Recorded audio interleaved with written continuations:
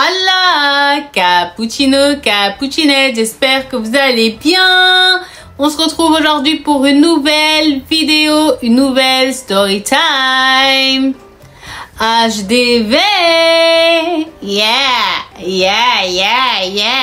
Histoire de vie, histoire de vie, Mais avant de commencer cette nouvelle vidéo, je tiens à vous demander un énorme sorry, pardon, smhoulia, asifa jidden, elle a répété parce que j'ai disparu du jour au lendemain et j'avais trop de choses dans ma vie perso, privée à gérer. Mais bon, j'ai l'habitude puisque mon anniversaire c'est le 12, je sais toujours que avant mon anniversaire c'est des jours un peu sombres, mais après alhamdoulilah, dès que le 12 il passe, je suis happy. Donc pour ceux qui se demandent j'ai quel âge, je vais avoir 33 ans, respecte-moi. Mais dans ma tête j'ai 5 ans et demi. Non, 3 ans, j'aimais trop 3 ans, cet âge-là, je me rappelle. J'étais amoureuse d'un petit qui s'appelait Anthony. On avait une cabane à la maternelle et on laissait personne rentrer à l'intérieur parce qu'on disait c'est notre house, tu vois, c'est notre maison. Je vais vous laisser le temps de vous préparer, de vous poser, de faire tout ce que vous devez faire lorsque vous devez regarder l'une de mes nouvelles vidéos. Et une fois que tout ceci est fait, que vous êtes prêts, que vous êtes posés, que vous êtes 5-5, la chorale. Et quant aux autres, on se retrouve juste après. Yeah. Je suis trop contente. Regardez, je suis émue. Je croyais que j'allais jamais réussir à rallumer la caméra pour YouTube.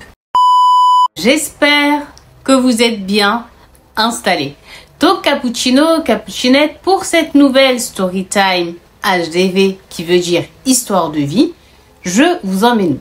Eh bien, je vous emmène avec moi fi beladil aziz d'amour, mon pays quoi, qui a dans mes veines, un des pays qui a dans mes veines. Eh bien, je vous emmène avec moi au Maroc, Inch'Allah, en 1998 et plus précisément fi Medinat Dar Beda, dans la ville de Casablanca.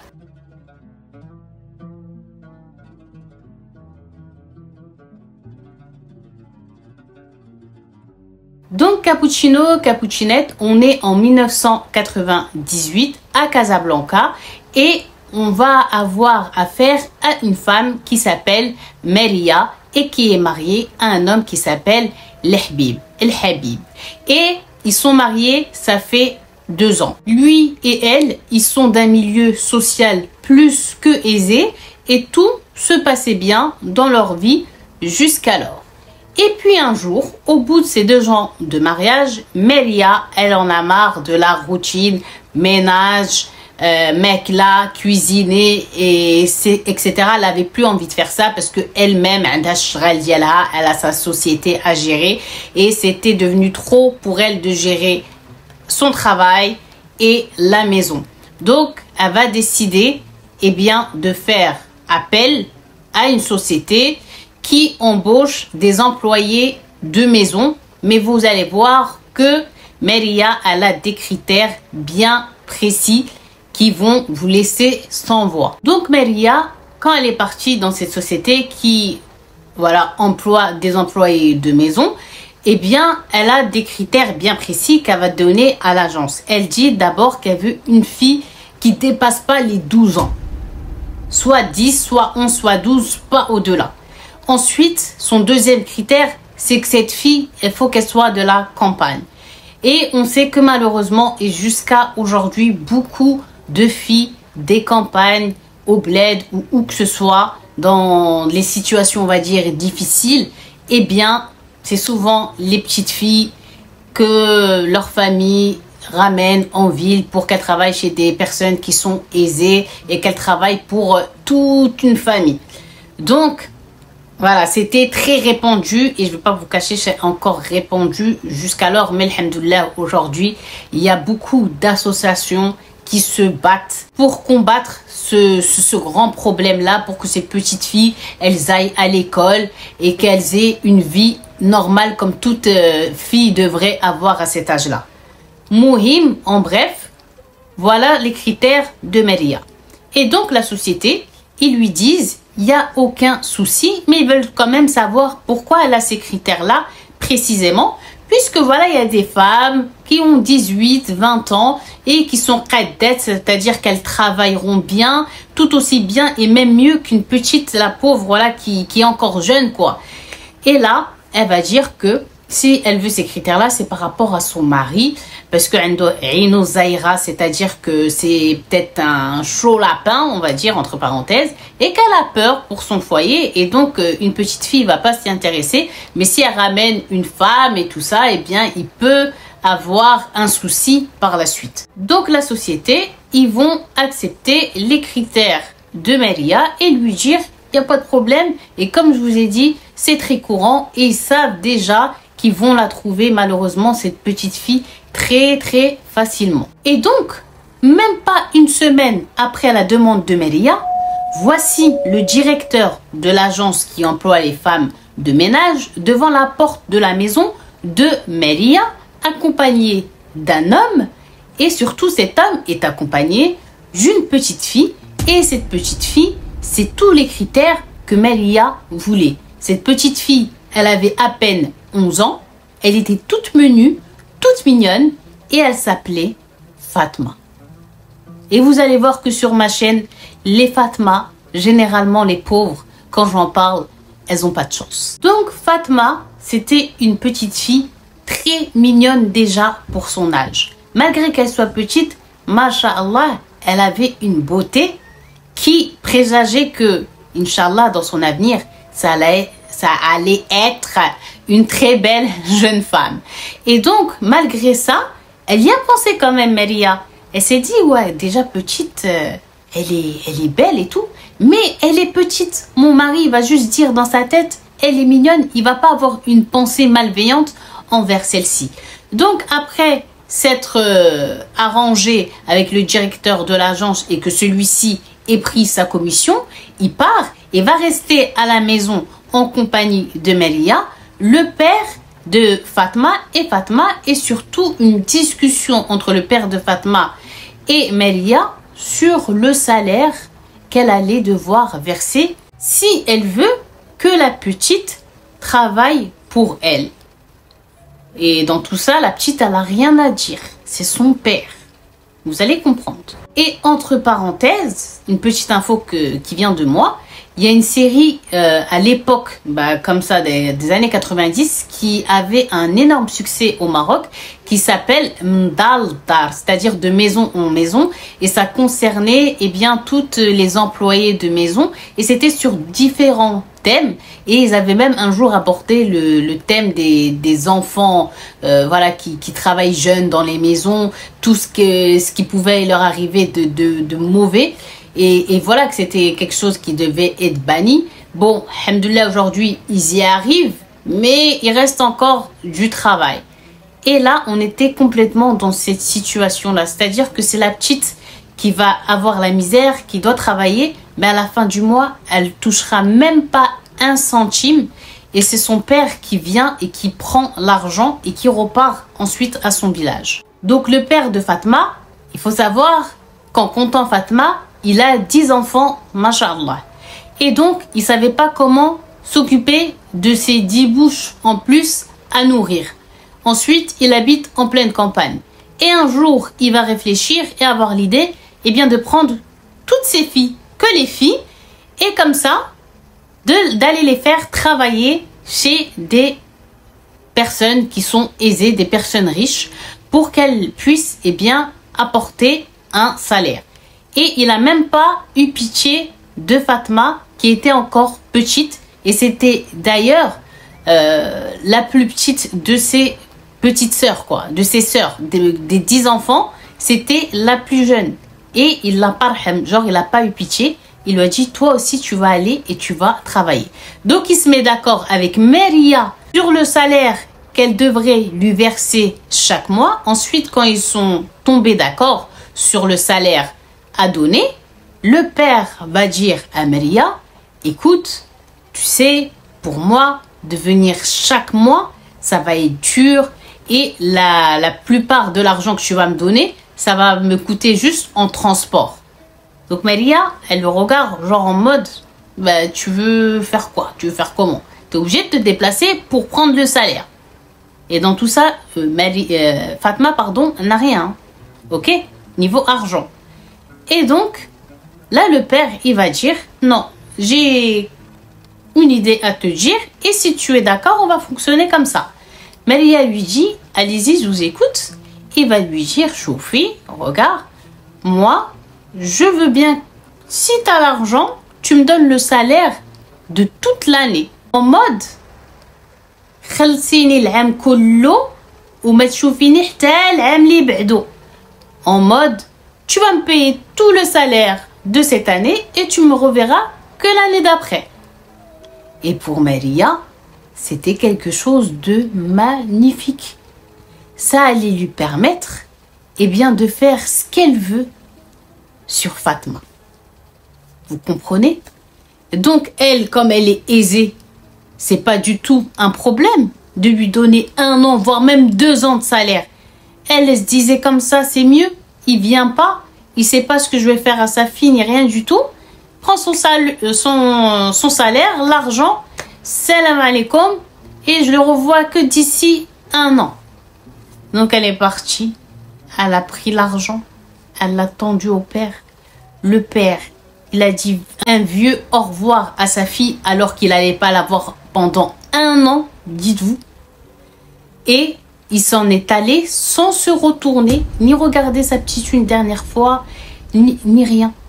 Et Fatma, il la laisse là, chez des inconnus, à son jeune âge de 11 ans, toute seule, triste, avec une femme qui paraît un peu quand même dure, sévère.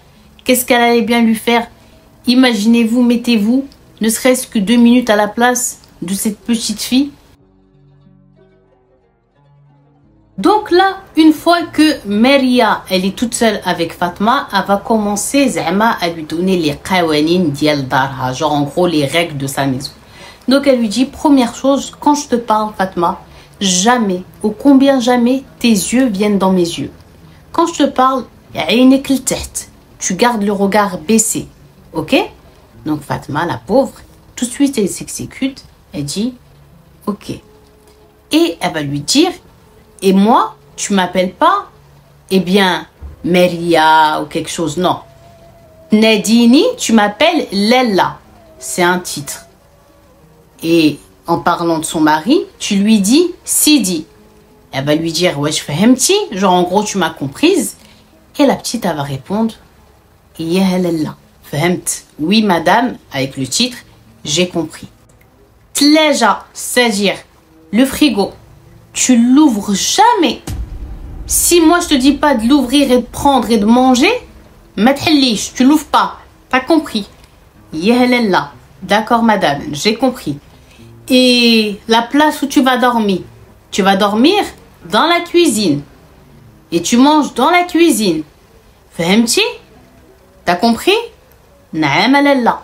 Oui madame, j'ai compris. Attention à ce qu'un jour je me réveille et que tu sois encore endormi. Jamais tu fais ça. Si moi je suis réveillée, ça veut dire que toi, 1 heure avant, tu es déjà debout, petit déj préparé, etc., etc.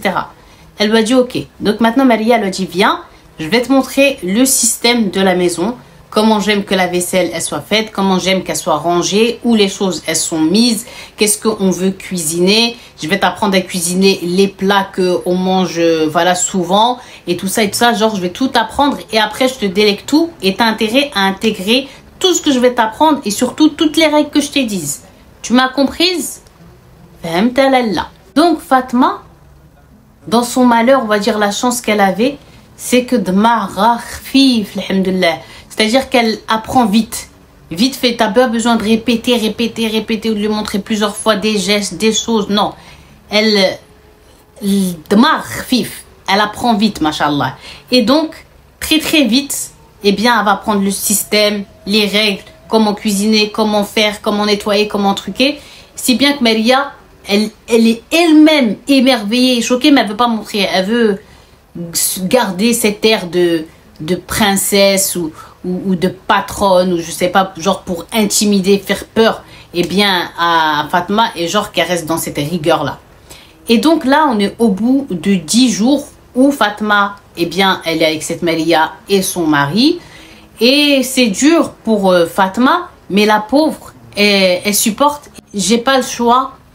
Il faut que j'avance et que je reste forte et j'accepte, genre, en gros, ce qui m'est écrit.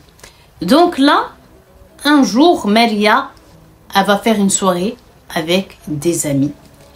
Et durant cette soirée, ils vont faire n'importe quoi et ils vont rester très très tard à danser et tout ça. Et Maria qui fait le service, qui débarrasse, qui pose, qui nettoie, qui a cuisiné, qui a tout fait et qui est juste épuisée quand ses invités et Maria décident, eh bien, pour les uns de rentrer chez eux et pour elle d'aller se coucher.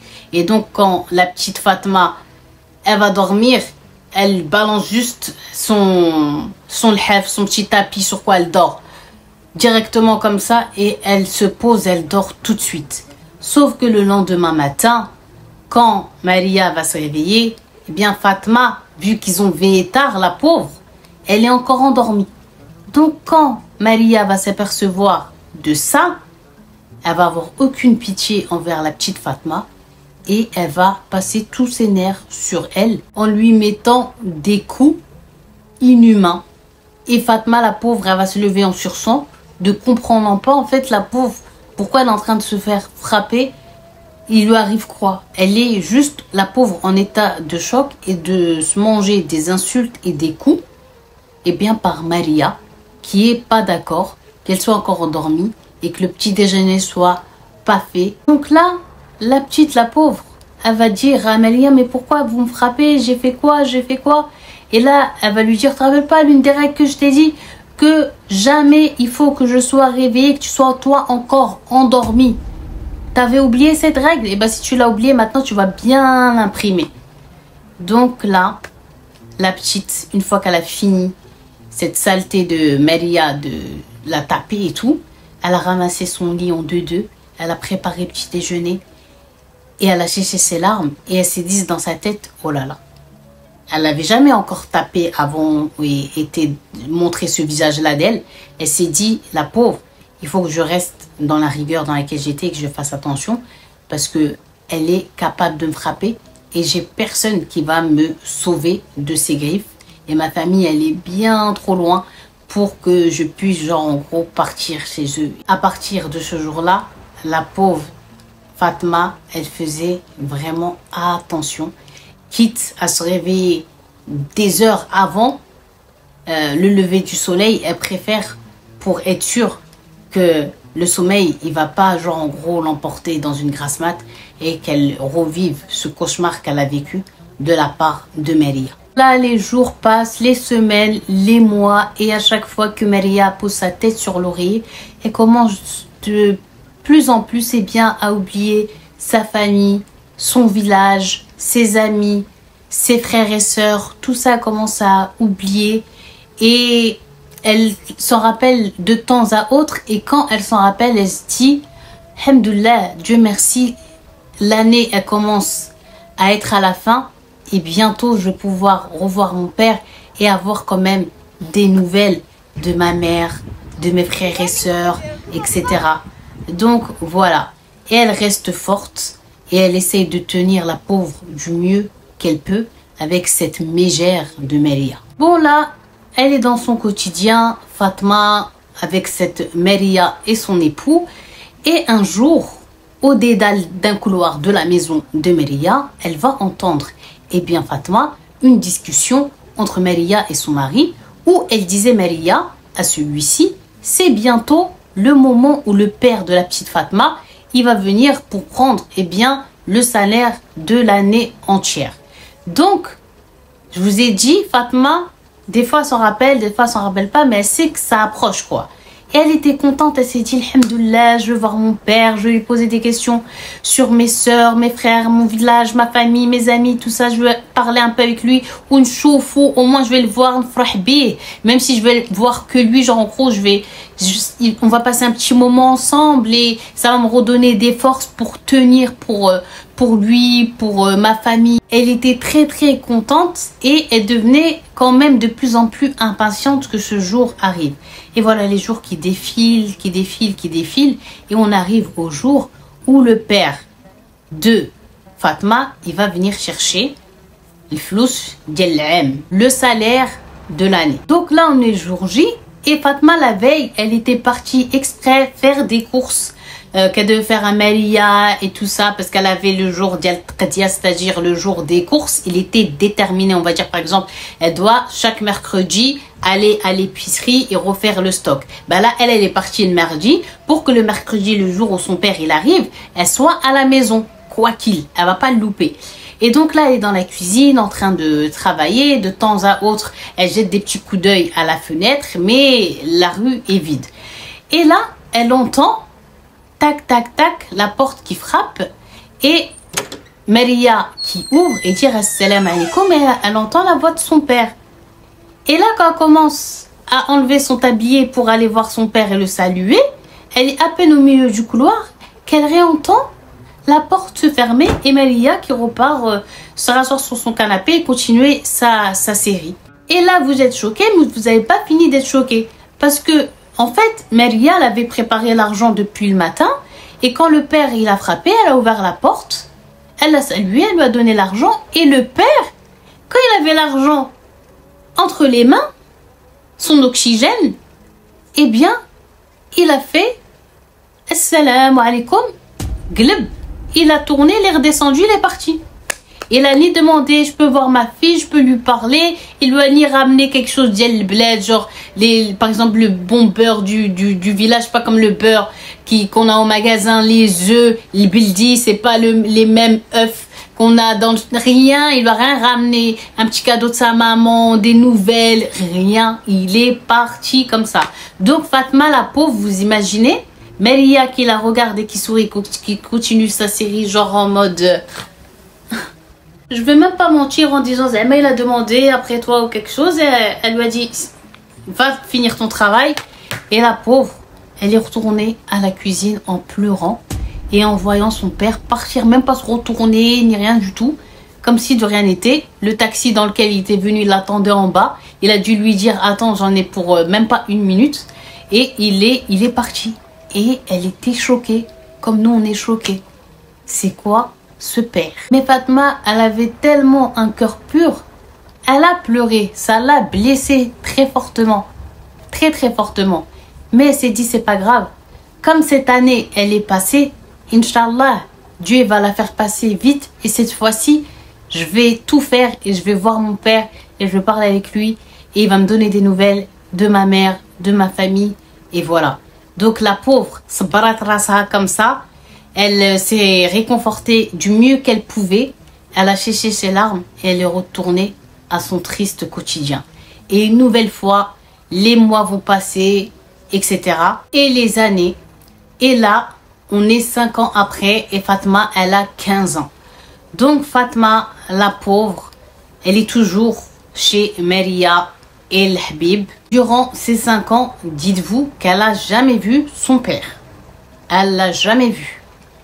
Donc, elle a grandi et plus elle grandissait, plus elle devenait belle. La beauté qu'elle avait, petite fille, très jeune quand elle est venue chez Maria, elle a bien éclos. Et donc là, elle est en train de devenir vraiment une beauté, mashallah. Donc là, le travail pour Fatma, il avait rajouté le poids du travail de tout ce qu'elle faisait. Ça a rajouté puisque Maria et son mari, ils sont devenus parents de 2 enfants. Et ces 2 enfants, bah, c'est pas Maria qui s'en occupait, bien évidemment, mais elle les a délégués, eh bien, à Fatma. Et les enfants, ils préféraient être avec Fatma qu'avec leur propre mère, puisque leur propre mère, elle n'avait pas le temps pour eux, alors que Fatma, la pauvre, même si elle-même, elle n'avait pas le temps, eh bien, elle était douce avec eux et elle faisait tout pour qu'ils soient bien. Et comme j'ai pu lire, il y en a plein avec tout ce que Maria a fait subir, eh bien, à Fatma, toutes ces années, elle aurait pu décider de se venger sur les enfants. Mais jamais, jamais, elle n'y a même pensé. Pour elle, elle avait peur de Dieu. Elle a pris ses enfants, voilà, comme ses petits frères à elle. Et elle s'en est occupée avec amour et avec surtout une dévotion énorme. Et elle faisait tout ça en ne se plaignant pas, genre. Donc, durant ces 5 ans où Fatma, elle est restée avec Maria et son mari, elle a vu plein de choses bizarres, des choses, voilà, qu'elle n'a pas été, elle, élevée dedans. Plein de choses qui sont, voilà, pas bien. Et donc, la pauvre, à force de voir ça, elle s'est habituée.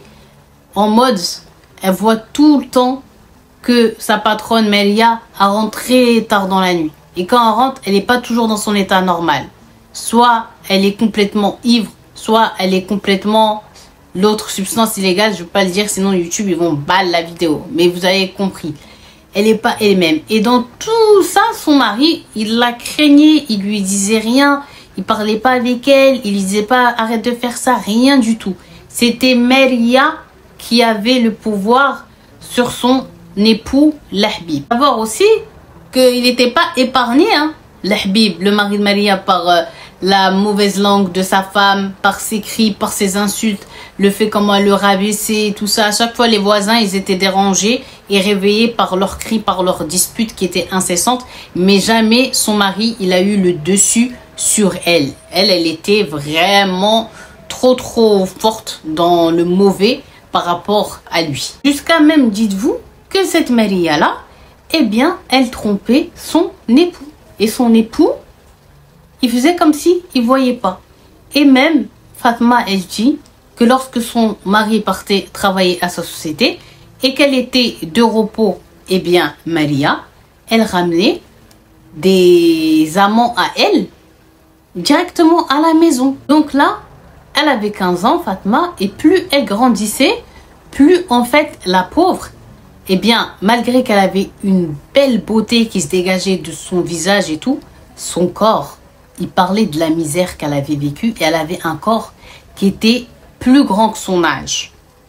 Elle était déjà un peu comme ça, courbée, un peu bossue, ses mains, elle avait souvent des crampes parce que voilà, elle travaille beaucoup avec ses mains. Ses cheveux, elle en perdait quand même pas mal en quantité avec le stress, avec tout ce qu'elle subissait au quotidien. Donc, elle est très belle, mais la pauvre, son corps, il est très faible, très affaibli, très amaigri. Et tout ça, c'est dû à toute la misère que Maria lui a fait subir durant toutes ces années. Et là, quand même, Lahbib, l'époux, regardez le retard, le traite, il a commencé à voir que malgré tout ça, eh bien, la petite Fatma, elle est quand même un peu développée corporellement. Vous avez compris. Et donc, il commence à s'intéresser à elle et surtout à se dire que 24 heures sur 24, Fatma, elle est toute seule à la maison la plupart du temps. Et donc, il va commencer à faire des stratagèmes pour pouvoir s'approcher d'elle et avoir ce que vous savez. Voilà. Vous avez compris. Sauf que, comme je vous ai dit, Fatma, masha'Allah, elle s'est éduquée elle-même déjà. Et donc, elle avait peur de Dieu. Et elle savait et comprenait très bien c'était quoi son but à ce Lahbib hada, à ce Sli'fan. Ce qu'il voulait, c'était quoi son objectif. Donc, à chaque fois qu'il balançait des paroles comme ça, qu'il parlait de manière un peu naqsa, pas bien, elle faisait comme si elle n'a pas entendu, elle ne comprenait pas les sous-entendus qu'il faisait. Et quand il veut genre s'approcher carrément de manière physique d'elle, elle fait tomber un truc tac, pour pouvoir le prendre et esquiver. Et elle esquive comme ça et ça devient en gros, pour Fatma la pauvre, Tom et Jerry.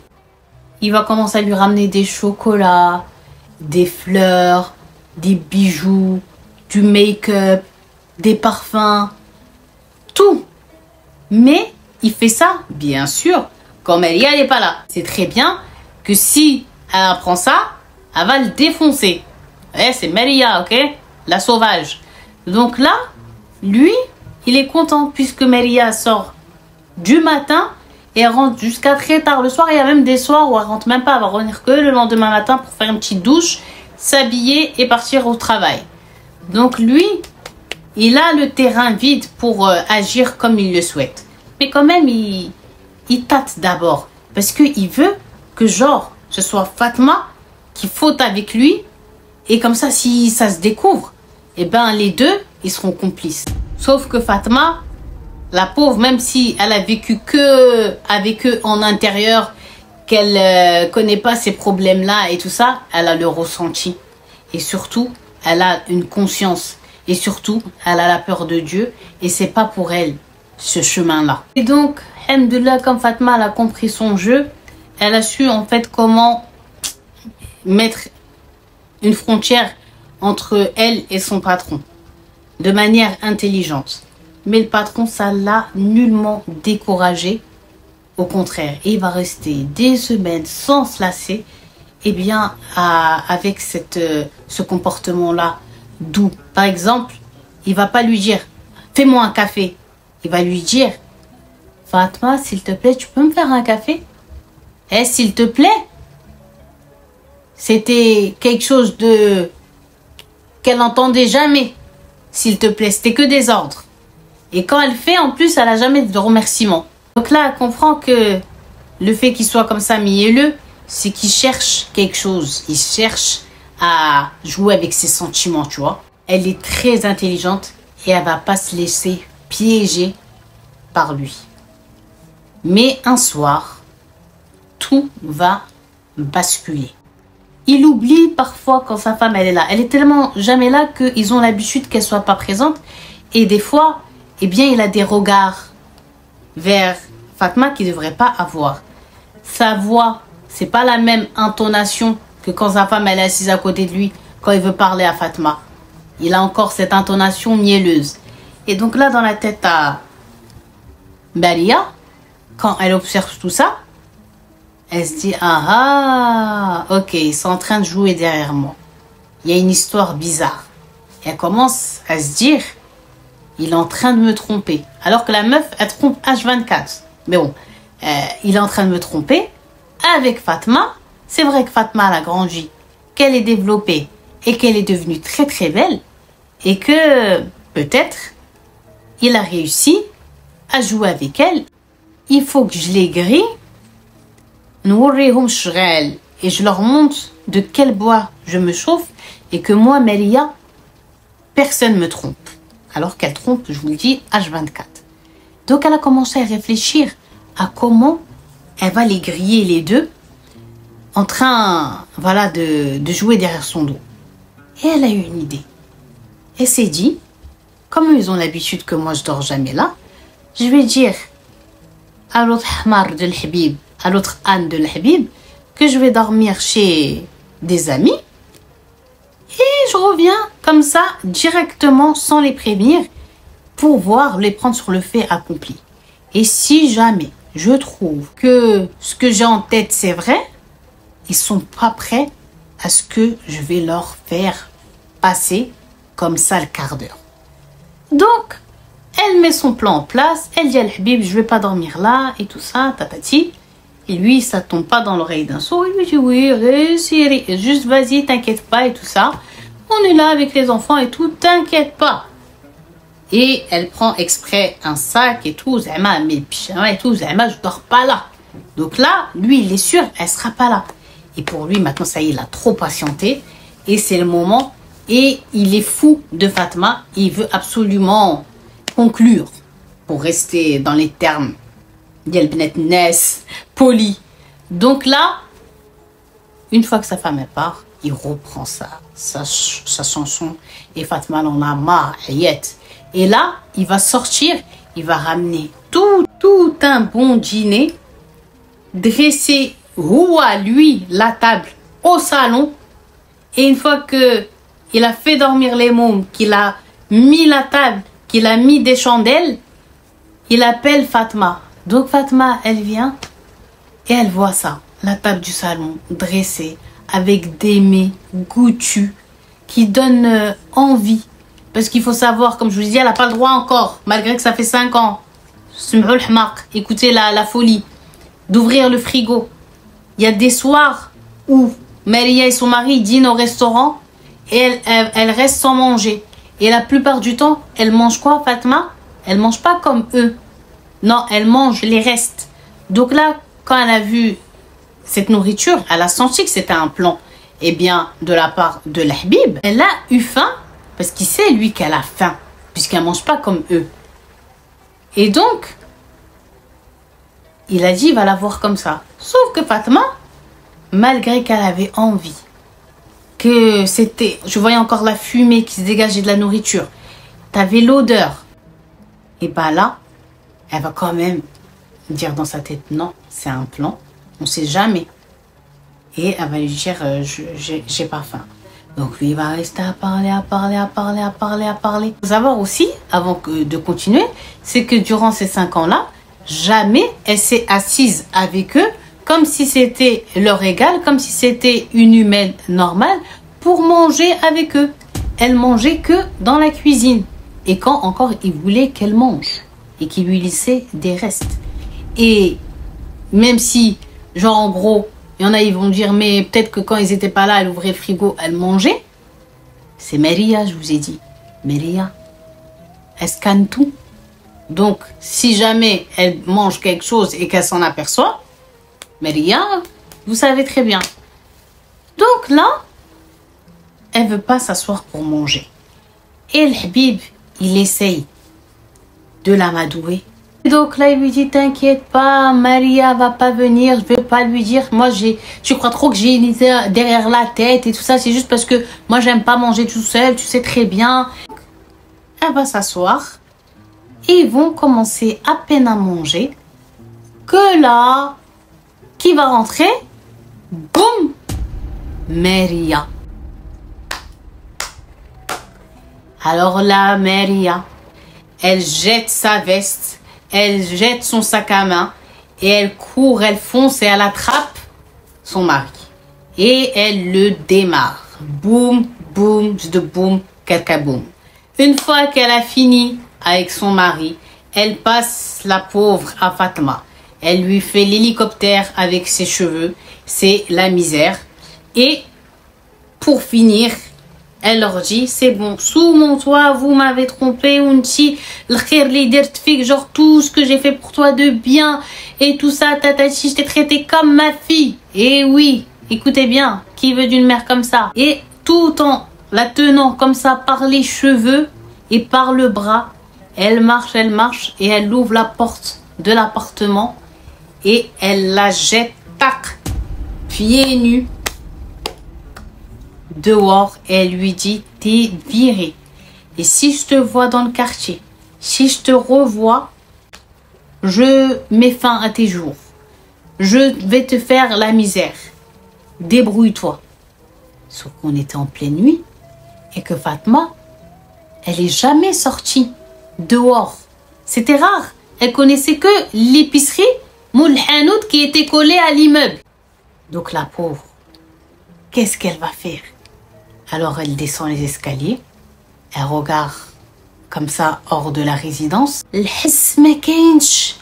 n'y a aucun bruit dehors. Tout est calme. La rue est vide. Qu'est-ce qu'elle va faire? Elle n'a pas de téléphone portable pour appeler au secours sa famille. Il n'y a rien. Il n'y a rien, ni personne. Même le SS de l'immeuble, cette nuit, il n'est pas là.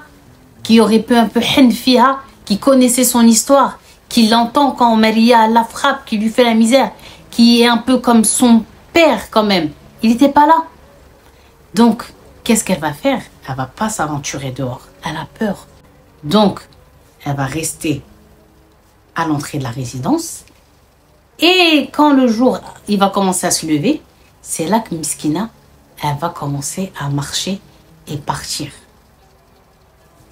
Elle ne sait pas comment faire.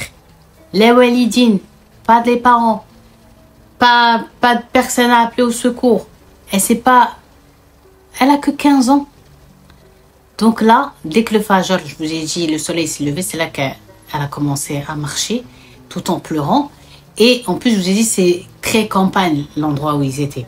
Elle marche, elle va marcher comme ça, jusqu'en début de l'après-midi, vers la prière de Dor. Et là, à force de marcher et tout, elle va tomber comme dans un espèce de champ, et elle va voir au loin, le bgar, des vaches. Et donc, quand elle voit les vaches, elle voit à côté qu'il y a un monsieur, et ce monsieur, c'est sûrement le berger de ces vaches.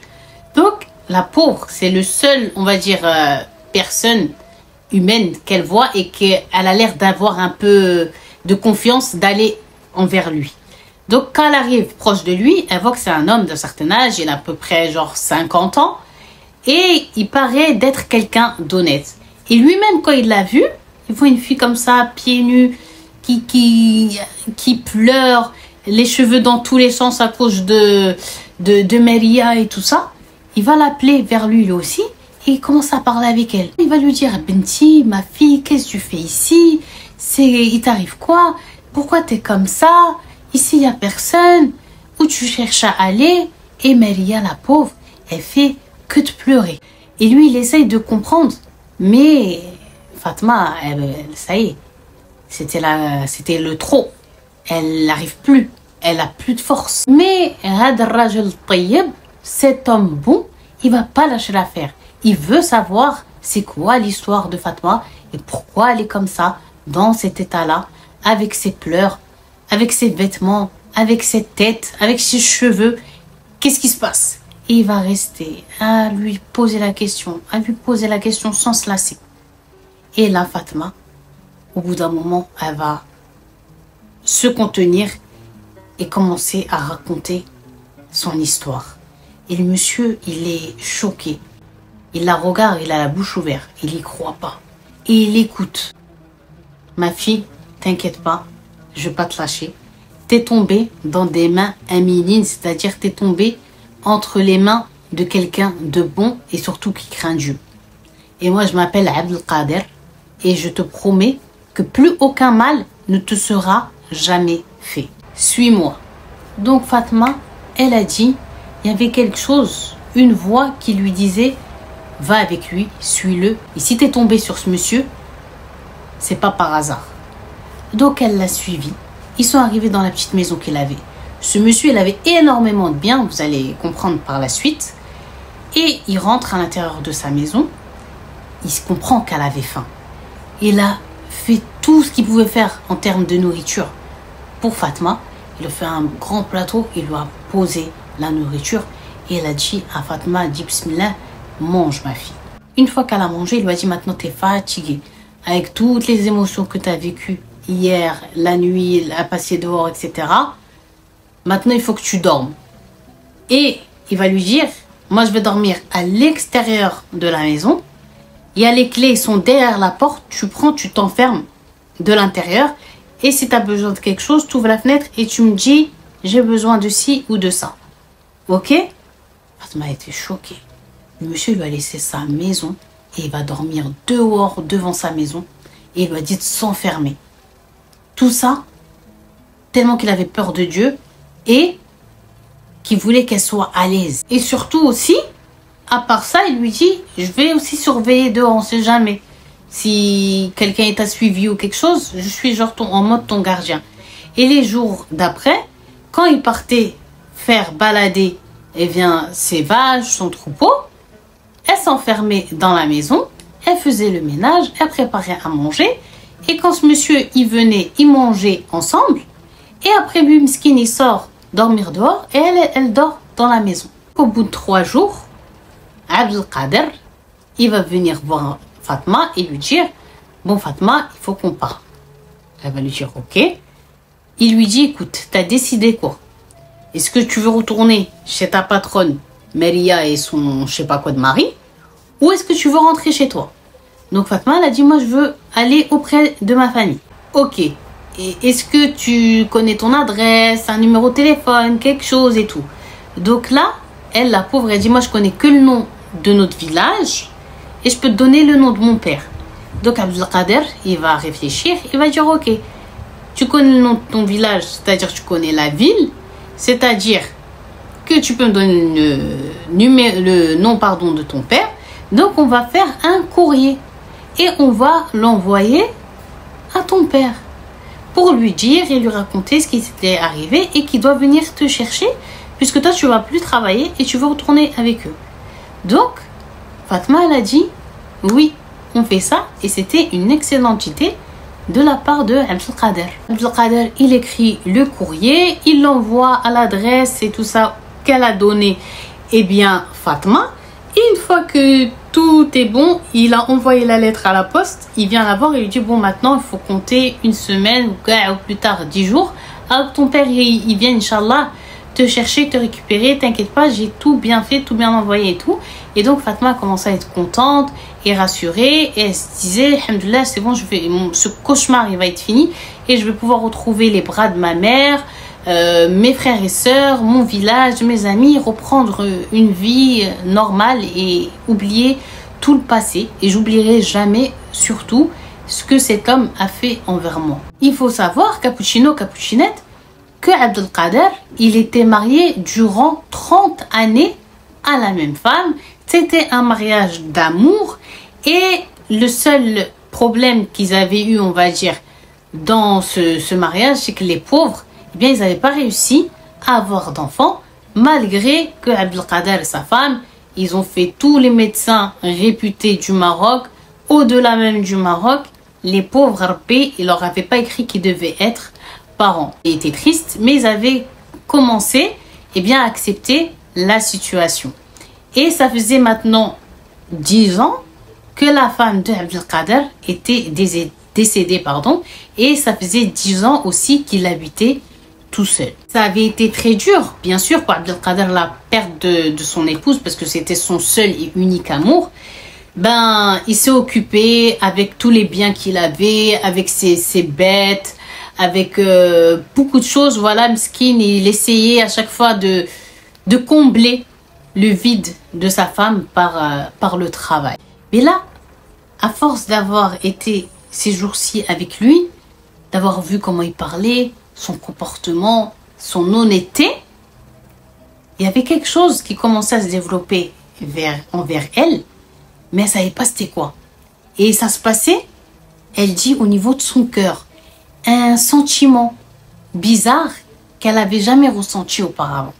Donc là, on est une semaine après. Le courrier, il est bien arrivé au père Tahami de Fatma. Et le voilà qui débarque. Et il croise en premier temps, eh bien, Abdelkader. Et il commence à vouloir faire le gars. Ouais, c'est quoi cette histoire? Il se passe quoi? Tatati, tatata.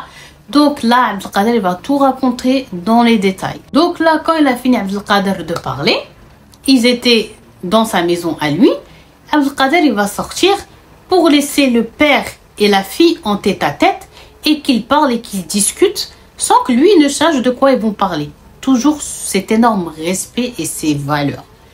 Et donc là, bah, elle va commencer, Fatma, à parler, mais elle va commencer à dire quelque chose à son père qui va le laisser sans voix. Papa, tu vas avoir 2 choix, pas 3, 2.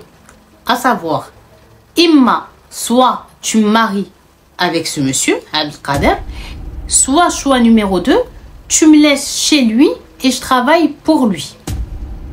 Donc là, le père, il est choqué.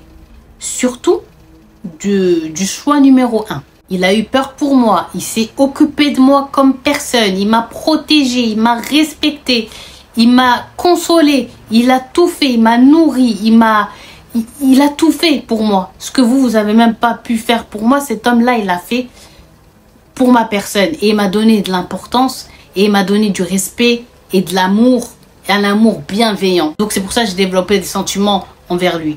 Et moi, si je viens avec toi au village, je vais arriver au village, je vais me marier avec un villageois de là-bas et ma vie, elle sera nulle et je vais rester toute ma vie dans ce village enfermée, prisonnière et tout ça.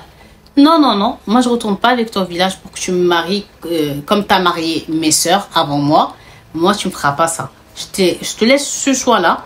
À toi de voir qu'est-ce que tu veux faire. Donc là, le père de Fatma, il était sans voix et surtout choqué parce que jamais, ô combien jamais, dans les coutumes, dans les traditions, dans ses valeurs, dans Tarbi, tout, c'est-à-dire dans comment il les a éduqués, aucune de ses filles n'a parlé comme Fatma venait de parler. Là, pour lui, le père, là, c'est tremblement de terre, c'est Hiroshima, c'est tout dans sa tête. C'est pas possible, c'est pas ma petite Fatma que j'ai laissée, qui avait 11 ans, qui me parle qu'elle veut se marier avec un homme, tatati, tatati. Il était choqué, il était perdu, il savait plus quoi dire.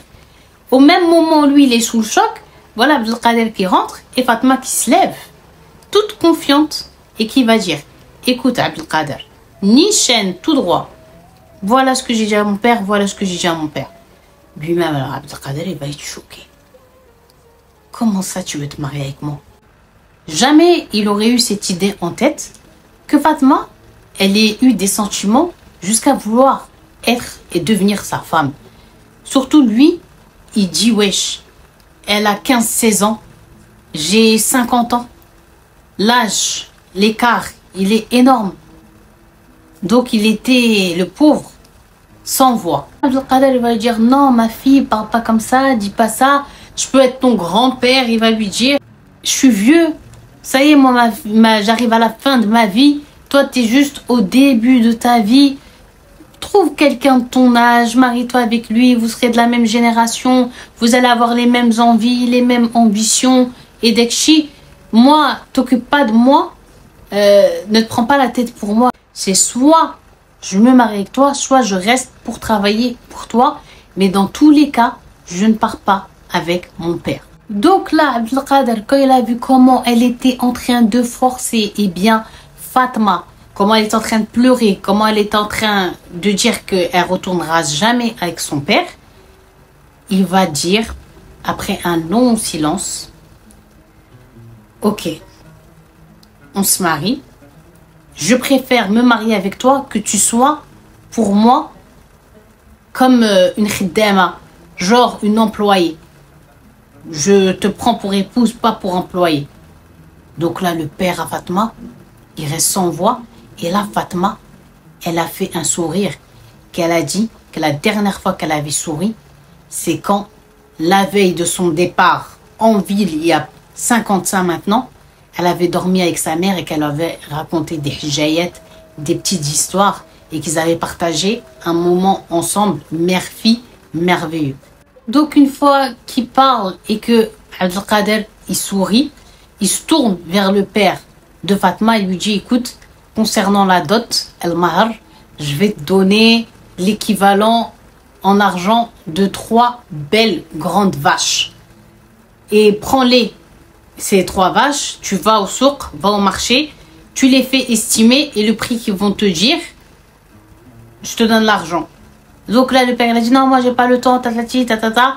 Il lui dit, bon, de toute façon, t'es un vendeur, toi aussi, t'as des bêtes. Moi, j'ai des bêtes, c'est mon métier depuis. Je sais que l'équivalent, par exemple, de cette vache, de cette vache, ça va faire tant. Est-ce que t'es d'accord?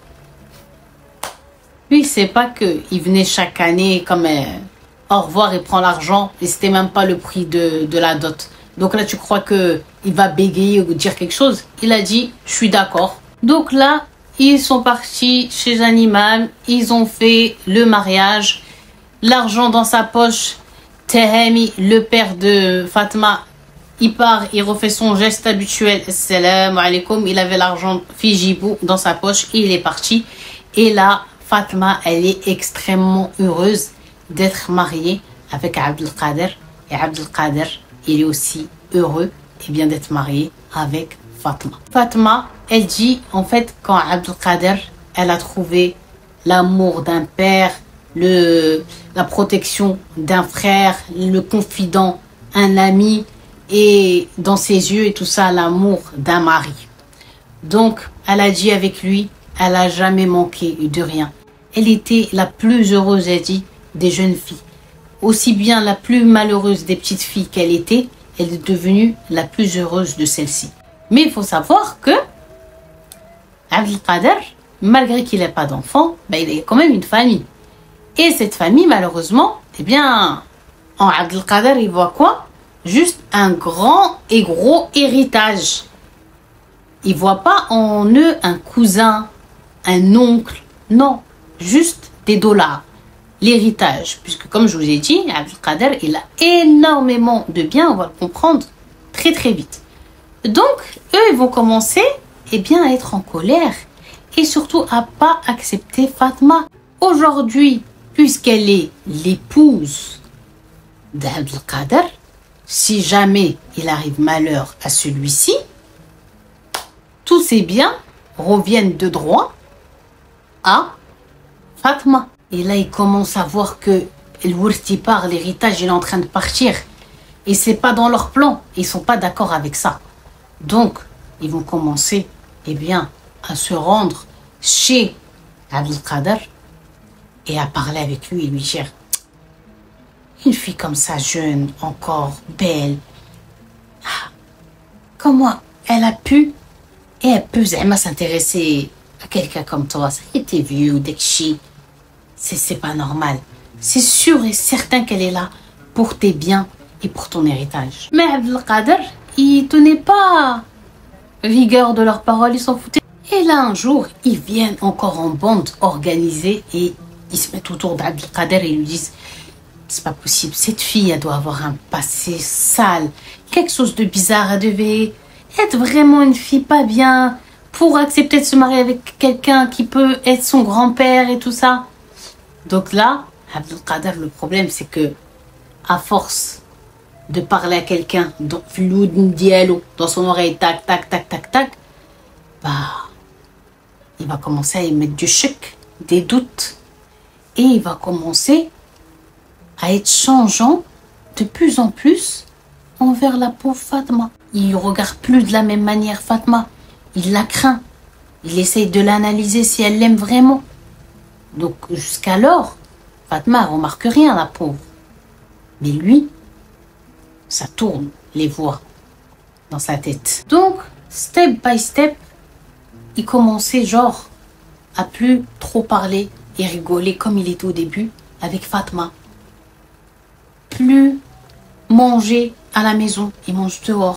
Plus dormir avec Fatma. Alors un jour, Fatma, elle va aller le voir, elle va lui dire: Abdelkader, c'est quoi le problème? Qu'est-ce qui se passe? Dis-moi si j'ai fait quelque chose, on en parle, on règle le problème, mais je sais même pas moi-même.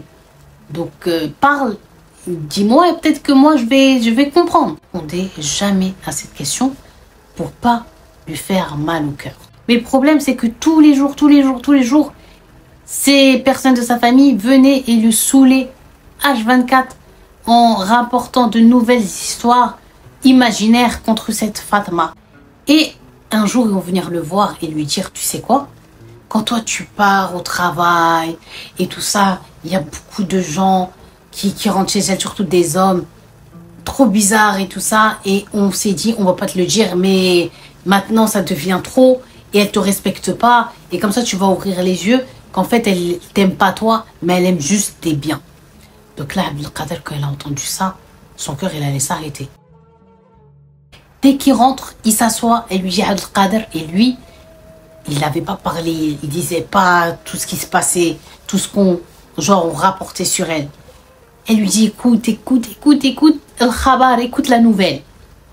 Ana hamla, je suis enceinte. Donc là, Abdelkader, il entend ça, il se lève et il est énervé. Il n'a pas la réaction escomptée par Fatma. Et Fatma, elle est en panique, elle regarde, elle a un mouvement de recul et lui dit: c'est impossible, tais-toi, c'est impossible. Je suis restée mariée 30 ans. 30 ans de médecin, d'examen, de voyage pour voir les meilleurs médecins. Et ni moi, ni ma femme, on a réussi à avoir un enfant. Et toi, t'es venue, genre juste hier. Et là, t'es enceinte. Donc Fatma, elle a été choquée. Parce que quand tu lis entre les lignes, c'est accusation que genre l'enfant qui est dans mon ventre, c'est pas le tien. Fatma va lui répondre, la pauvre: eh bien, quand Dieu est dit soit, elle est. Et si c'est écrit que tu devais avoir des enfants avec moi, c'est le cas. Dis juste subhanallah et c'est bon. Donc, comme elle l'a cassé comme ça, il a pu parler. Quand il est reparti au travail et que ces chétanes de famille sont venus et qu'il leur a dit: ma femme, elle est enceinte, Là encore, ils vont rajouter dans la dose. Mais c'est pas possible. Comment ça, enceinte? Tu t'es battu 30 ans, Abdelkader, pour avoir des enfants avec la pauvre Marhouma, la défunte. Vous avez même pas réussi? 30 ans. Et là, elle est venue que hier. Et genre, elle est enceinte. Alors, tu vois, quand on te ment pas, quand on te dit que quand tu pars à gauche ou à droite, elle en profite pour faire rentrer des jeunes. Ils font des bails chelous. Et toi, t'es là et t'arfloun, genre en gros, tu captes rien. Ouvre les yeux et c'est nous, ta famille. Et crois-nous. Dès qu'il a fini sa journée de travail, il rentre en 2-2. Il ouvre la porte, il voit Fatma, il la regarde dans les yeux, il lui dit, hé, cet enfant-là, Mou, elle a dit, c'est pas mon fils. Mais si vous le dites, ou la benti, c'est ni ma fille ou bien mon fils. Fatma, elle reste sans voix. Et il lui dit, et tu sais quoi? Tout de suite là, on va aller au médecin à l'hôpital, on va faire des examens. Je veux savoir si ce que tu as dans le ventre, c'est à moi ou c'est... Après, elle lui a dit, hé, Abdelkader, attention. Attention. Ne franchis pas la ligne rouge. Genre en gros, ne me dis pas genre en gros, j'ai fait ça derrière ton dos ou c'est l'enfant d'un autre. Attention. Donc là, il a un peu freiné. Et elle va lui dire, écoute-moi bien. Wallah, elle lui dit Fatma, la vie de ma mère, que je ne sors pas de la maison pour aller à l'hôpital et que tu vas dire devant tout le monde, on veut des examens parce que je suis pas sûre que ce soit mon enfant. Tu m'as pris, j'étais une jeune fille. J'ai connu aucun autre homme de la manière dont on s'est connu, à part toi. Et je fais rien derrière toi. Donc moi, wallah, impossible que je quitte mon foyer pour une histoire comme ça. Tu veux croire, tu crois, tu veux pas croire, Rabbi, il sait. Et moi, c'est ce qui m'importe. Et elle est partie dans sa chambre, la pauvre, elle pleure. Donc là, il se sent un peu coupable. Mais les autres, ils ont tellement rempli sa tête qu'il est pas sûr. Tu vois, il est pas trop sûr. Il est pas bien. Donc là, il se dit, bon, après, elle va pas aller à l'hôpital et je vais trouver une autre solution. Et il va parler avec quelqu'un de sa famille. C'est pas grave. Attends les 9 mois. Quand le bébé sera là, une petite goutte de son sang, des cheveux à lui et toi, et t'envoies ça à un labo, et ils font les analyses, et ça va te dire noir sur blanc, si c'est ton fils ou si c'est pas ton fils. Et là, Abdelkader, elle a dit, ok. Donc à partir de ce moment-là, Abdelkader, durant toute la grossesse de Fatma, il est plus comme à son naturel, comme à son habitude. Il parle pas avec elle beaucoup, que pour des trucs de nécessité, genre il te faut des courses, il faut que je te ramène chez le médecin, pour des trucs comme ça, que pour des nécessités.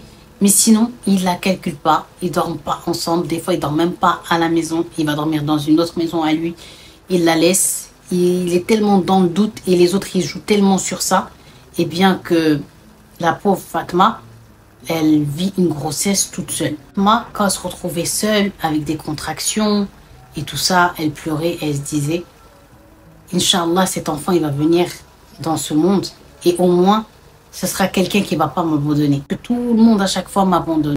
Donc là, Cappuccino, Cappuccinette, arrive le jour de l'accouchement de Fatma. Elle a ressenti des contractions. Heureusement, à ce moment-là, Abdelkader était venu déposer des courses. Il a trouvé qu'elle était vraiment pas bien.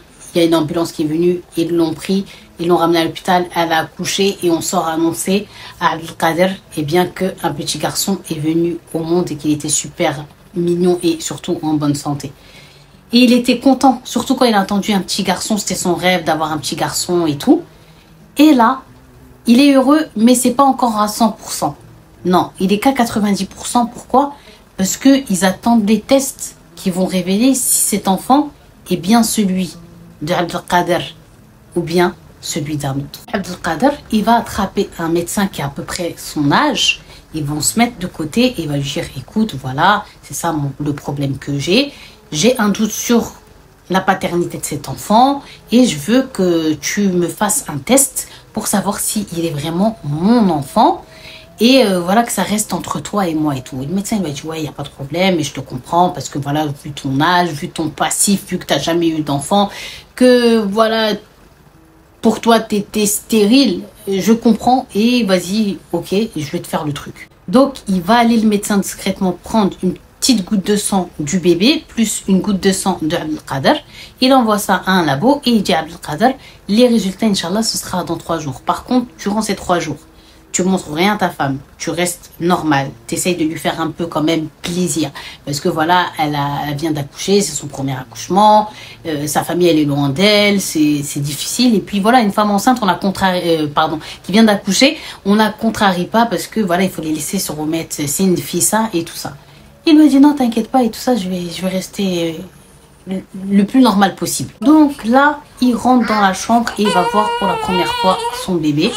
Il va dire à Fatma, Mabrouk, voilà, pour toi, pour moi, il est merveilleux, il est beau. Bon, il dit ça, il dit, mais ça vient un peu de derrière son cœur parce qu'il a encore le doute, le choc, est-ce que c'est bien son bébé? Et il se dit, mais si jamais les résultats ils sortent et que ça montre que c'est pas mon enfant, ça veut dire qu'elle m'aura trompé, qu'elle a des relations. Et qu'est-ce que je vais faire après ça? Comment je vais réagir? Quelle sera ma réaction? Il était en plein doute. Donc, il essaye de faire au maximum comme le médecin lui a dit. Le deuxième jour arrive et là, ils sortent Fatma de l'hôpital.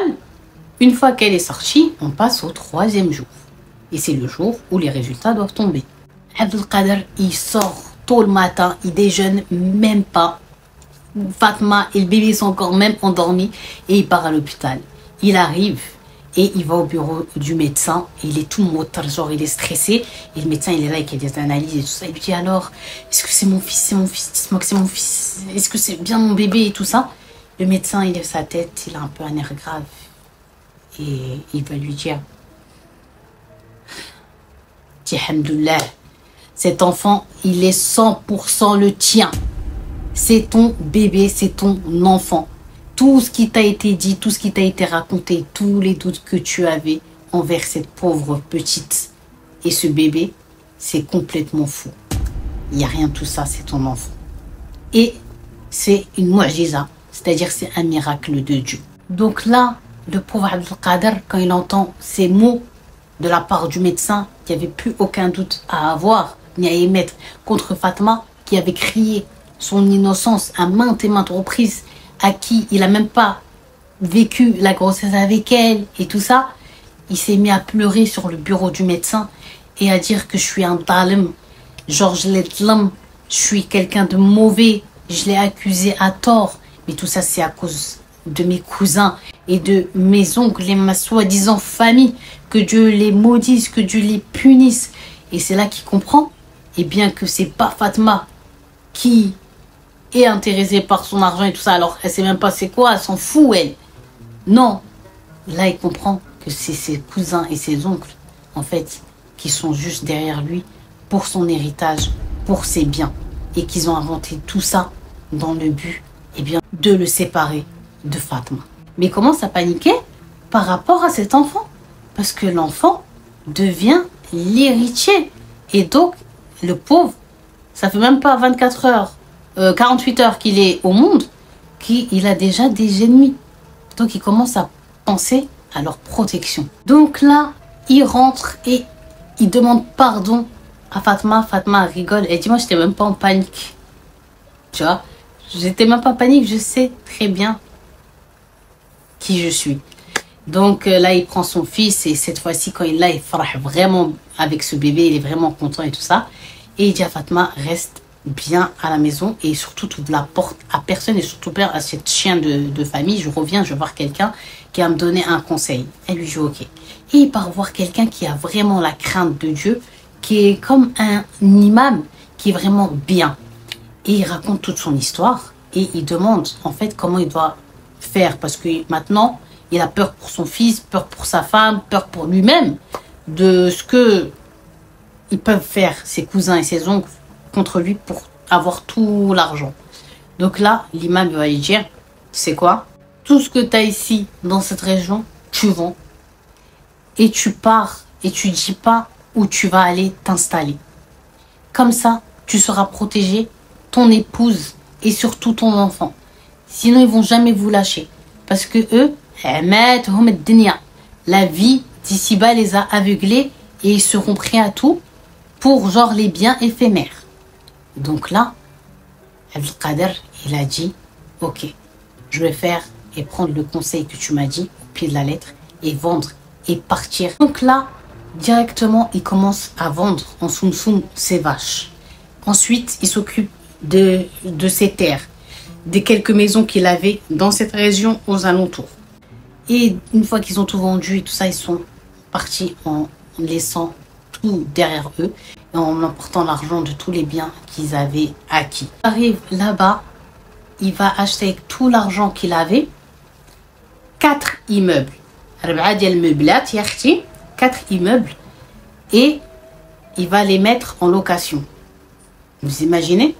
Et chaque immeuble avait plusieurs étages et sur ces plusieurs étages, il y avait sur place palier, pardon, plusieurs appartements. Et donc ça va lui rapporter, alhamdoulilah, mashallah, beaucoup de binga, beaucoup de flous. Et il dit à Fatma, ça je te le laisse pour toi et mon fils parce que tu sais très bien je suis vieux, alors que 50 ans c'est pas vieux, mais lui, je sais pas, Mousser, il veut dire qu'il est vieux. Donc je pense que c'est par rapport à la différence d'âge, mais voilà. Il se dit, si jamais je dois mourir, au moins toi et ton fils et notre fils, vous serez protégés et vous aurez de quoi vivre tranquillement, paisiblement. Je vous laisse bien et je partirai l'âme apaisée. Je ne serai pas inquiet pour vous, de vous savoir à la rue, si vous avez mangé, si vous avez des besoins, etc. Donc directement quand il dit ça à Fatma, eh bien ils vont, et il va chez un notaire et il met tout au nom de son fils et au nom de Fatma. Dans les 4 immeubles, il y avait un appartement qui avait particulièrement plu et qui était dans un endroit stratégique. Eh bien, Abdelkader, il était grand, il est bien ensoleillé et tout ça. Et il va dire à Fatma, regarde, je veux qu'on s'installe ici et qu'on reparte à 0. Mais le truc, cappuccino, cappuccinette, c'est que quand elle est venue, Fatma, en bas de cet immeuble, qu'elle le regarde et tout, elle se rappelle quoi? Elle se rappelle que cet immeuble qui aujourd'hui a son nom, Zama suspense, c'est l'immeuble de sa patronne, Maria. Donc là, elle n'a pas dit Abdelkader, mais elle se rappelle. Donc là, elle monte, il lui montre l'appartement. Donc là, elle n'a rien dit. Dans cette période-là, elle n'a jamais croisé Maria et jamais Maria l'a croisée. Et elle fait que de sortir avec son mari Abdelkader et bien Fatma pour choisir les meubles de la maison, les trucs et tout. Et il lui a fait un bête d'appartement, quelque chose de magnifique. Bon là, les gens de l'immeuble, ils ont commencé à comprendre que le propriétaire, parce que le gardien il a dit la cesse, et bien que le propriétaire il va s'installer ici avec sa femme, ils sont un petit enfant, un petit bébé encore et tout ça et tout ça et tout ça. Et le gardien qui était là, c'était pas le gardien qu'elle avait connu à l'époque, et bien Fatma. Donc les gens, ils étaient contents d'avoir le propriétaire et tout, c'est plus facile quand il y a des soucis. Et là en fait ils vont décider en fait les gens de l'immeuble de monter un jour, frapper à la porte de Fatma et demander à parler avec eux, comme c'est les propriétaires, et de se plaindre de quelqu'un de l'immeuble, d'un voisin ou d'une voisine. Et quand ils parlent, ils disent, voilà, en fait, cette voisine, elle est bizarre, et il y a toujours des hommes qui sortent de chez elle, des filles, des fêtes, ça sent l'alcool, ça sent la cigarette, ça sent des substances illicites, genre on n'en peut plus, il faut trouver une solution. Maintenant que vous êtes là, il faut que vous fassiez quelque chose parce que nous on ne peut pas vivre comme ça. Donc à partir de ce moment-là, Fatma elle va pas aller descendre, frapper, dire Maria tu te rappelles de moi, tatati tatata, allez, la puerta, non. Fatma va faire les choses bien intelligemment. Elle va dire faites une pétition et ramenez-moi la pétition. Une fois qu'elle a toutes les signatures des gens, toutes leurs plaintes et tout, elle prend ça, elle va chez son avocat. Maintenant, ils avaient un avocat parce que maintenant, ils étaient riches, ils étaient millionnaires, ils avaient des biens et il y a plusieurs affaires à gérer et donc il y a besoin d'un avocat. Et elle dit, donc tu vas me régler ça et tiens aussi ce dossier, les voisins se plaignent parce que aussi elle fait du bruit, il y a des choses bizarres et tout et ils se diraient qu'elle vend des substances illégales. Voilà. Donc il faut que je fasse quelque chose pour la faire expulser, mais on veut faire ça dans la loi. Donc là, l'avocat, il prend direct cette affaire au sérieux et il prend les papiers et il va avec chez la police. L'avocat, il expose le cas aux policiers et les policiers disent oui, mais par contre on peut pas travailler comme ça, genre l'expulser sans preuve. Il faut une preuve, quelque chose. On va mettre en fait l'appartement, l'immeuble en surveillance et comme ça, ben, on peut les prendre en flagrant délit. Mais juste comme ça, pour des histoires de voisinage sans doute, on ne peut pas agir comme ça. Donc l'avocat, il a dit, il n'y a pas de problème, c'est normal, c'est la loi. Donc là, ils ont mis, les policiers, une surveillance accrue sur cet immeuble, sur cette personne, et ils vont commencer à voir des choses anormales.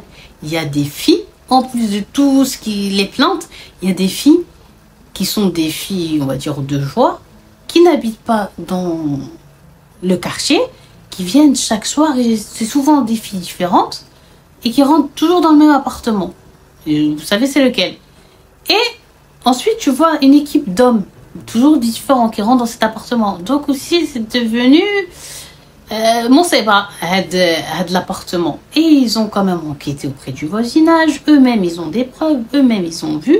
Donc maintenant ils peuvent arrêter cette personne. Donc là un soir ils voient deux meufs bizarres avec deux mecs bizarres qui rentrent dans cet appartement et les policiers ils étaient dans les étages. Dès qu'ils ont entendu la porte qui s'est refermée, ils sont descendus, ils ont frappé directement, les autres ils ont ouvert voilà, tout en joie, et tombent sur des policiers. Les policiers ils arrêtent les deux femmes et les deux mecs plus la propriétaire de l'appartement. Ils le ramènent au poste de police et là les policiers ils appellent Fatma pour lui dire il faut que vous veniez puisque on a arrêter la personne et il faut que vous soyez là, quoi. Il y a besoin de votre présence. Fatma, elle arrive avec sa 4x4 pimpante devant le commissariat. Elle est habillée fraîchement, d'armant.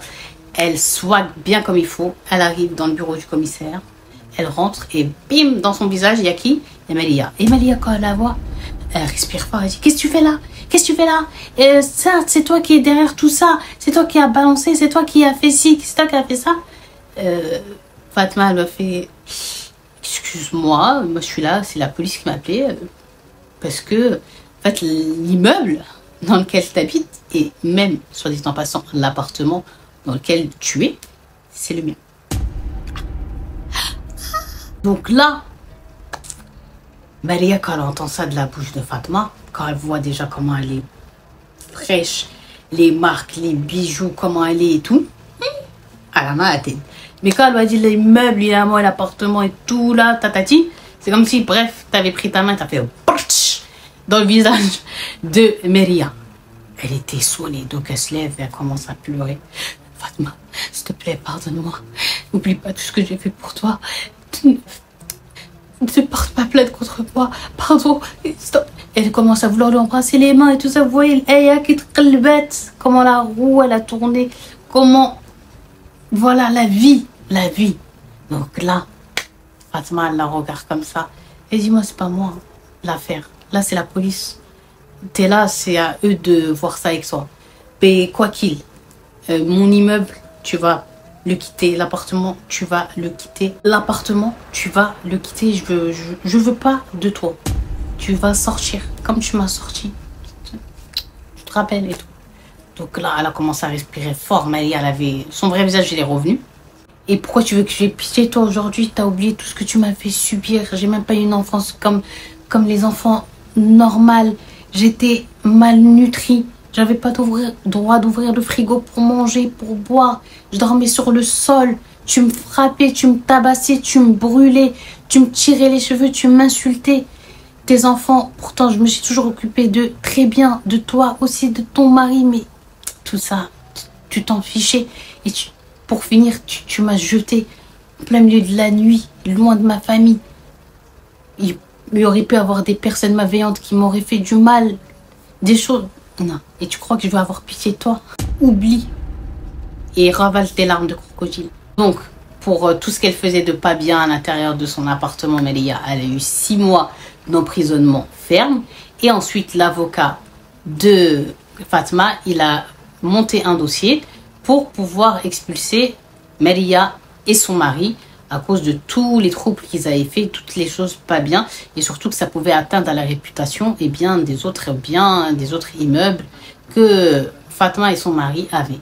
Donc la justice ils ont dit que bien sûr, et ils ont expulsé Maria. Et là, le mari de Maria, il va venir toquer à la porte de Fatma et remettre la clé de l'appartement à Fatma et son mari et partir. Et là, Fatma, elle le regarde partir. Elle se rappelle, subhanallah, toute cette nuit où elle a été expulsée par sa femme, par sa faute, et comment elle n'avait eu aucune pitié envers elle quand elle l'avait mise à la rue alors qu'elle était encore enfant. De là, elle a pleuré et elle a refermé sa porte et elle s'est dit, subhanallah, en gros, Dieu, il oublie personne et il se venge pour nous. Donc bien évidemment, Fatma, elle n'a pas oublié sa famille, ses frères et sœurs, ses parents, etc. Elle retournait maintenant à son village, elle s'est occupée d'eux, elle s'occupe d'eux. Et ça, c'est l'histoire Capuchinette de Fatma Tahami, qui est devenue d'employée de maison depuis son très jeune âge à milliardaire quelques temps après. Les histoires comme on aime. Alhamdoulilah, il n'y avait pas de crime, il n'y avait pas de sang, ça aurait pu finir très très mal. Il y a même un reportage sur Arte, je vous remettrai la photo, des petites qui vivent des histoires comme ça là. Mais malheureusement, c'est pas la même fin que Fatma. Je vous invite vraiment à voir ce reportage, il fait trop mal au cœur. Et il m'a miné quand je l'ai vu.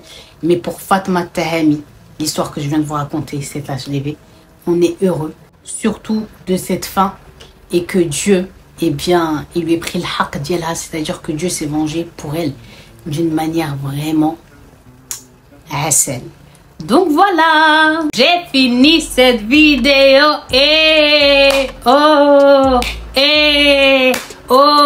Capuchinette, j'espère que vous avez kiffé cette histoire. Je devais faire une petite dédicace, j'avais oublié. Rasmina, Champs-Élysées, Lululemon, meilleure vendeuse. Donc voilà, Capuchinette, j'espère que vous avez kiffé cette histoire, que vous avez aimé cette vidéo. Quand je vous avais dit que je vous ferais une HDV, car vous êtes plus en plus nombreux et nombreuses à me demander des HDV, je vous avais dit que je vous en ferais une, mais il faut que celle-ci elle soit vraiment à la hauteur. Donc voilà, je pense que cette histoire, c'est vraiment une HDP comme on aime entendre, qui redonne du baume au cœur, qui redonne de l'espoir, qui nous apprend la patience et que tout, au final, se paye un jour, que ceux qui sont mauvais, viendra le jour où tout va se retourner contre eux. Et donc, on aime les histoires HDV qui finissent comme ça. Donc, Capuchinette, si vous avez regardé cette vidéo jusqu'à la fin, je vous invite à écrire en commentaire quel est l'autre thème de vidéo que vous voulez voir, et le plus de commentaires sur le thème que vous voulez entendre sera la prochaine vidéo sur la chaîne, Inch'Allah. J'espère que vous m'avez compris, excusez-moi, ça fait depuis tout à l'heure que je parle, que je vous ai raconté une histoire et j'ai même pas bu une petite goutte d'eau. Donc là, je commence un peu à me déchécher, il faut que j'aille boire, m'hydrater et surtout manger un petit bout. Quoi qu'il, je vous invite avant à vous abonner à mon Instagram, à mon TikTok, à mon Snap, à mon YouTube, à laisser un commentaire sans spoil et à vous abonner si ce n'est pas toujours fait. Quoi qu'il, je vous laisse sur cette fin d'histoire qui est très très satisfaisante. Je vous fais de gros bisous et je vous dis à très très vite. Ciao!